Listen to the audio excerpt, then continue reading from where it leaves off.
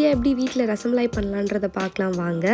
பால் நல்லா கொதிச்சு வரும்போது குங்குமப்பூ ஆட் பண்ணிக்கிறேன். பால் லைட்டாக கெட்டியானதும் நட்ஸ்லாம் சாப் பண்ணி வச்சிருந்தேன், அதெல்லாம் ஆட் பண்ணிக்கிறேன். இது கூட நீங்கள் 1 பிஞ்ச் அளவுக்கு ஏலக்காய் தூள் ஆட் பண்ணிக்கலாம். இதில் இப்போ நான் 1/2 கப் அளவுக்கு சக்கரை சேர்த்துக்கிறேன். அவ்வளோதான், லேசாக திக்கானதும் ஸ்டவ் ஆஃப் பண்ணிட்டு சைடில் எடுத்து வச்சுக்கோ. நெக்ஸ்ட் நம்ம ரசகுல்லா செய்ய ஸ்டார்ட் பண்ணோம். இப்போ பாருங்க, பால் நல்லா பொங்கி வந்துருச்சு. ஸ்டவ் ஆஃப் பண்ணிட்டு இந்த பால் வெதுவெதுப்பான சூடு வர வரையும் நம்ம வெயிட் பண்ணிக்கலாம். நல்லா வெதுவெதுப்பானதுக்கப்புறம் நான் லெமன் ஆட் பண்ணிக்கிறேன். பால் முழுசாக திரிஞ்சிரும். இது கூட நம்ம தண்ணி சேர்த்துட்டு 2-3 டைம் வாஷ் பண்ணி எடுத்துக்கலாம். நல்லா இதை ஒரு ஒயிட் கிளாத்ல வச்சு புழிஞ்சு எடுத்துக்கலாம். இப்போ நம்ம சுகர் சிரப் ரெடி பண்ணிக்கலாம். ரசமலாய்க்கு மாவு ரெடி ஆயிருச்சு. எந்த அளவுக்கு அழுத்தம் கொடுத்து நம்ம பெசிறோமோ அந்த அளவுக்கு சாஃப்டா வரும். இந்த உருட்டிட்டு லேசா ப்ரெஸ் பண்ணிக்கோங்க. இன்னொரு பக்கம் சுகர் சிரப் வச்சிருந்தோம்ல, அது நல்லா கொதிக்க ஆரம்பிச்சிருச்சு. நல்லா ஒரு 8 நிமிஷம் போல வேக வச்சுக்கோங்க. திருப்பி போட்டு ஒரு 10 நிமிஷம் போல பாயில் பண்ணி எடுத்து வச்சுக்கோங்க.